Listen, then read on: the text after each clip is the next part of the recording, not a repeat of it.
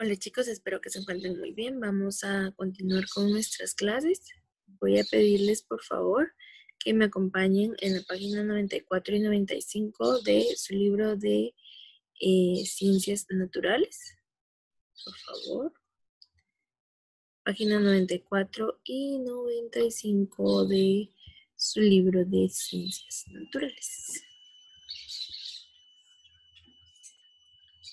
Perdón, es la 92 y la 93. Bueno, en la última clase hablamos acerca de el universo y del sistema solar, ¿verdad? Ahora vamos a hablar un poco de un planeta que forma el sistema solar y estamos hablando del planeta Tierra. Dice que la Tierra, al igual que los demás planetas, se formó hace más de 4.500 millones de años. Sin embargo, es el único planeta conocido en el que ocurrieron procesos con el paso del tiempo que dieron origen a la aparición de la vida. Por ello, lo que diferencia a la Tierra de los demás planetas no es su origen, sino su evolución. ¿Eso qué quiere decir? Que se cree que la única que ha evolucionado o que ha sufrido cambios a lo largo de ese periodo de tiempo es la Tierra. Eso quiere decir que el universo pues fue formado antes y todos los planetas tenían como ciertas características similares, pero cuando la Tierra empezó o inició a evolucionar, pues esto la hizo diferente de los demás planetas. Aparte que gracias a esa evolución, pues se cree, empieza el proceso de la formación de la vida. Entonces vean acá, dice que los fragmentos de materia más densa llamados planetesimales chocaron y se acumularon por la fuerza de gravedad. Esto formó una esfera compacta de materia densa sobre la que chocaban meteoritos constantemente. Si pueden ver acá, se cree que más o menos era la forma en la Tierra donde iban y chocaban muchos meteoritos y eso era normal. Dice, la energía liberada en este proceso se convirtió en calor, lo que generó un ambiente con temperaturas extremadamente altas. Por ello, la Tierra primitiva no presentaba las condiciones ideales para la vida. ¿Esto qué quiere decir? Que a causa de que los meteoritos llegaban y chocaban, liberaban tanta energía que en la Tierra pues no era posible que existiera un ser humano, porque es como que ahorita estuviéramos y vinieran y chocaran meteoritos, pues no fuera posible que existiéramos, ¿verdad? Dice, aquí está la imagen número 2, dice que cuando disminuyó el choque de meteoritos, la temperatura descendió y permitió que los materiales terrestres se organizaran según su densidad. Los elementos más pesados como el hierro se hundieron hacia el centro del planeta, mientras que los más ligeros como el aluminio ascendieron hasta la superficie y formaron una fina corteza. De este modo se diferenciaron las capas núcleo, manto y corteza. Entonces dice que cuando por fin los meteoritos dejaron de chocar y dejaron de acercarse a la Tierra, esta pudo vivir un proceso donde se enfrió o la energía empezó a disminuir y dice que la parte más pesada que conformaba la Tierra se fue hundiendo hasta llegar y formar lo que hoy conocemos como núcleo y empezaron a dividirse en capas y por eso pues se forman el manto y la corteza. El choque constante de los meteoritos sobre la Tierra en formación aumentó su temperatura hasta que la fundió. Poco tiempo después la Tierra chocó con un planetesimal del tamaño de Marte. Los escombros producidos por la colisión formaron una densa nube de residuos alrededor de la Tierra que se unieron por la fuerza de la gravedad hasta formar la Luna. Entonces se cree que gracias a un choque y lo que este provocó, que fue que los escombros formaran nubes, o sea, formaran, ¿sí?, nubes con los residuos, lograron, pues se cree que gracias a esa densa nube y las rocas que ésta tenía, formaron la luna. Y aquí tienen como una parte de la imagen 3 y ahora veamos lo que dice el inciso 4. Hace 4.500 millones de años la temperatura de la Tierra comenzó a disminuir gracias a que la lluvia de meteoritos finalizó. Con ello el vapor de agua de la atmósfera se condensó y cayó en forma de lluvia, fenómeno que dio origen a los océanos. Entonces se cree que la lluvia comenzó gracias al enfriamiento, que hubo en ese tiempo, que empezó a formar la condensación y el vapor de agua. Y entonces, ¿qué pasó? Que se formó la lluvia. Este ciclo hidrológico promovió la erosión de las rocas y creó las condiciones que se generaran los ciclos geoquímicos, es decir, el flujo de sustancias químicas entre la atmósfera y la litosfera, la hidrosfera también. Entonces dice que gracias a esto, pues, se pudo dividir entre la atmósfera, que era la capa gaseosa que rodeaba la Tierra, la hidrosfera, que ya era la parte de agua formada por, bueno, en este caso, formaba los océanos, y la litosfera, que era todo lo sólido y lo que se conocía como rocas. Entonces se cree que por ese proceso se formó la Tierra. Pero ahora veamos el tema que continúa, que es el origen de la vida en la Tierra. Algunos científicos, sostienen que las circunstancias que se dieron en el proceso de formación de la Tierra fueron extremadamente inusuales. Distintos hallazgos demuestran que la vida emergió aproximadamente hace 3.800 millones de años. Diversas teorías han tratado de explicar ese origen. Algunas de las más conocidas son la teoría de la generación espontánea y la prebiótica. Creo que ustedes ya han aprendido un poco acerca de la teoría de la generación espontánea, pero vale la pena que veamos lo que esta tiene para decir. Dice que esta teoría buscaba explicar que el origen de la vida había surgido espontáneamente, como así mismo, o sea, así por así, que surgió porque tenía que surgir, punto. Dice de la materia inanimada o inerte. Por ejemplo, dice, se creía que los microorganismos se originaban espontáneamente del caldo que los gusanos aparecían de la carne y que los ratones surgían de la mezcla de camisas sudadas y trigo. Miremos los experimentos que realizaron.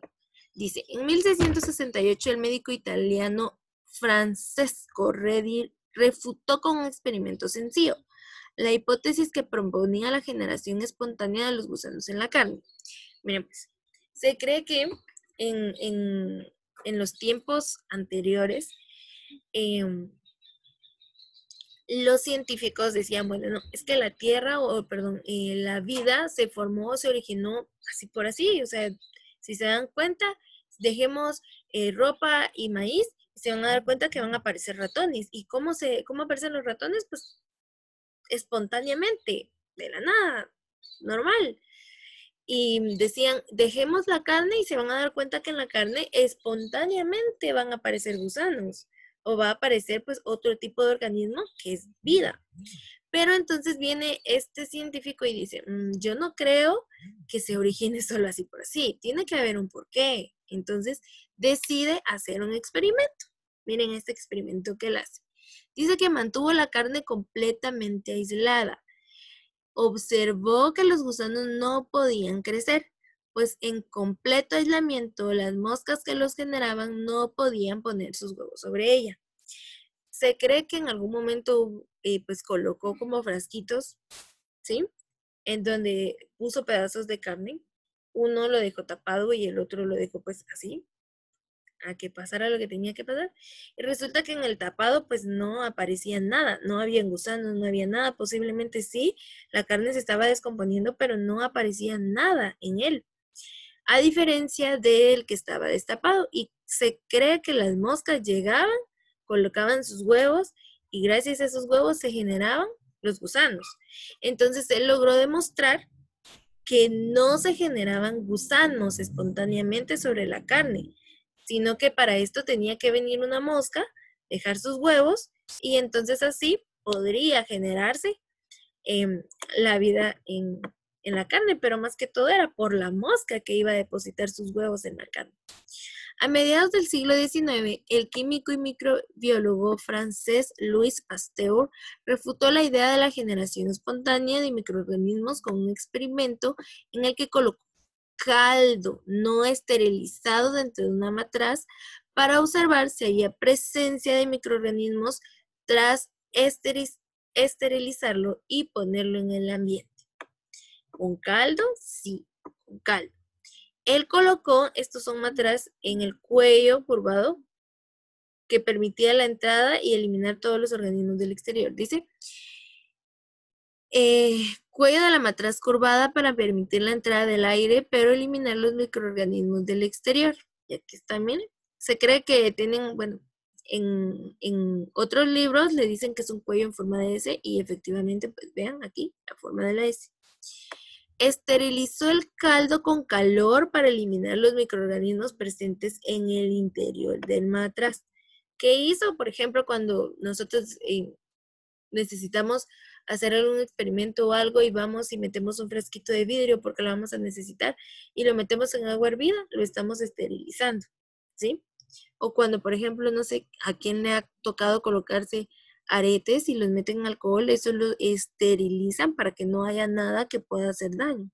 Entonces, él hizo esto con el caldo, quiso matar todos los microorganismos que pudiesen haber en el frasco y en el caldo para que no hubiera nada que pudiera generar vida. O sea, lo que ya existía no pudiera generar más vida, sino más bien que ahí hubiera algo muerto. El caldo, la matraz totalmente sin organismos para que pudiera funcionar el experimento. Dice, polvo y microorganismos atrapados en el cuello salen de la matraz. Cuando él empieza a esterilizar, empieza a sacar todos los microorganismos presentes. Dice, el enfriamiento lento del caldo. Pasteur no observó crecimientos de microorganismos a pesar de tener el extremo del cuello matraz abierto. ¿Eso qué quiere decir? Primero, él introduce en el matraz, con el cuello en forma de S, caldo.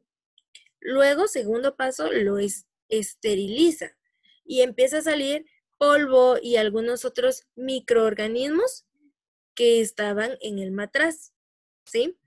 Lo hace con el objetivo de que no se encontrara vida. ¿Por qué? Porque si el matraz tenía bacterias, podría ser que esas bacterias se juntaran con el caldo y entonces generar vida. Entonces él se encarga de que todo esté completamente esterilizado para que no haya ningún problema. Pero dice que cuando el caldo se enfrió, él deja la orillita de la S o del matraz o de la curvatura abierta, donde pueden introducirse microorganismos. Él la deja abierta y dice que el caldo se enfrió y a pesar de que esa abertura estaba ahí, no vio crecer ningún microorganismo. Dice, que él inclinó el matraz para permitir el contacto del caldo con su cuello. ¿Qué pasó? Ah, bueno, dijo él, tengo aquí el matraz, esta parte está descubierta, ya se enfrió el caldo, ya pasó varios tiempo, aquí no se ha generado absolutamente nada. Ah, pero yo me imagino que la matraz del cuello, por estar descubierta al aire libre, ya ha de tener microorganismos, ha de tener microorganismos que se pegan con el polvo, con la suciedad. Entonces, ¿qué dicen? Inclinemos el caldo para que el caldo tenga contacto con el cuello del matraz. Entonces lo inclina y se topa el caldo. Cuando vuelve a regresar el caldo y lo deja otra vez, se da cuenta que empiezan a crecer microorganismos en el caldo. ¿Por qué? Porque ya habían entrado microorganismos de la suciedad o las bacterias que se hayan podido pegar en el cuello del matraz. Entonces Pasteur demostró que en el caldo no se generaban espontáneamente los seres vivos. Entonces la teoría de la generación espontánea podríamos decir que quedó aquí en este momento olvidada. Podríamos decir que no, que los seres humanos o que la vida no se genera espontáneamente, así por así. No. Si se dan cuenta, se hacen dos experimentos. Uno comprueba que es por la mosca que crecen los gusanos en la carne y el otro comprueba que solamente si el caldo tiene contacto con otros microorganismos como los que están en la sociedad, este podía producir microorganismos, de lo contrario no. Entonces demuestran que no, que en efecto no existe o no es comprobable la teoría de la generación espontánea. Y por otro lado, tenemos la teoría de la evolución prebiótica. En 1924 dice que el científico Alexander Oparin sugirió que la vida en la Tierra habría surgido en los océanos, o sea, en el agua. Planteó que en los océanos ciertos cuerpos de agua de la Tierra primigenia fueron alguna vez una vasta sopa primordial que contenía sustancias orgánicas complejas que sirvieron como bosques constructores de los primeros seres vivos que surgieron en el planeta. Estas sustancias se habrían formado espontáneamente por reacciones químicas de otras simples presentes en la sopa. Actividades gracias a la energía desprendida en las tormentas eléctricas, las erupciones y la luz solar, ¿sí? Se cree que gracias a eso supuestamente pues empezaba a formar la vida en la Tierra. Llegó a la conclusión de que la atmósfera rica en oxígeno no habría permitido la formación espontánea de las complejas moléculas orgánicas necesarias para la vida, ya que el oxígeno reacciona de inmediato con otras moléculas, rompiendo los enlaces químicos. Esto lo llevó a especular que la atmósfera primitiva debía tener poco oxígeno para que las complejas moléculas pudieran surgir de manera aleatoria. O sea, él creía que a base de todo lo que existía en el océano o que existía en el agua se podía generar vida, ayudándose de ciertos elementos que estaban fuera de el agua. Y miren los experimentos que se realizaron. En 1951, las ideas de Oparin fueron puestas a prueba por Stanley Miller y su maestro Harold Urey, quienes decidieron simular la evolución prebiótica en el laboratorio. Se basaron en estudios sobre la composición de la atmósfera y de las rocas formadas al inicio de la historia de la Tierra. Constataron que la atmósfera primitiva prácticamente no contenía oxígeno gaseoso, pero tenía sustancias como metano, amoníaco, hidrógeno y vapor de agua. Oparin, Miller y Urey pusieron dichas sustancias en un aparato que simulaba la atmósfera primitiva y sin oxígeno. Las expusieron a descargas eléctricas para simular las tormentas que habían habido en la Tierra. Días después encontraron que se había formado una gran cantidad de moléculas orgánicas simples como aminoácidos, ácidos grasos e hidrocarburos, precursores básicos de las moléculas de la vida.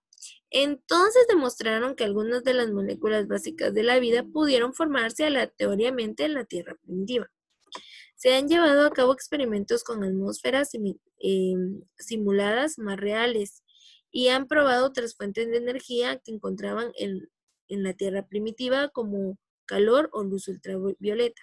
Y también se han formado moléculas orgánicas. Esto demuestra que aunque nunca sepamos cómo eran las condiciones exactas de la Tierra primitiva, es posible conocer que las moléculas orgánicas se pudieron formar de manera espontánea. Sí.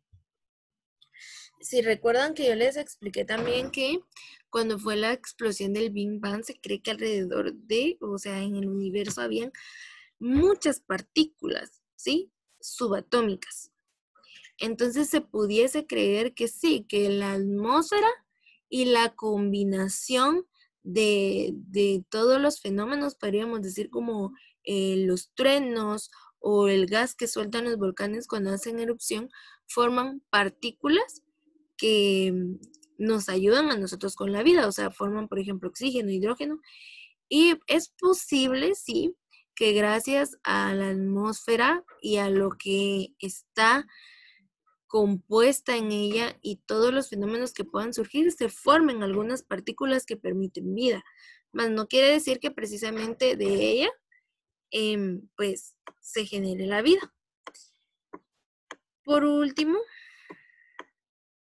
tienen ustedes aquí actividades para aprender y necesito que por favor lean cada uno de estos aspectos y los contesten en casa. Esto es para concluir este tema. Nos vemos en el siguiente. Que estén muy bien.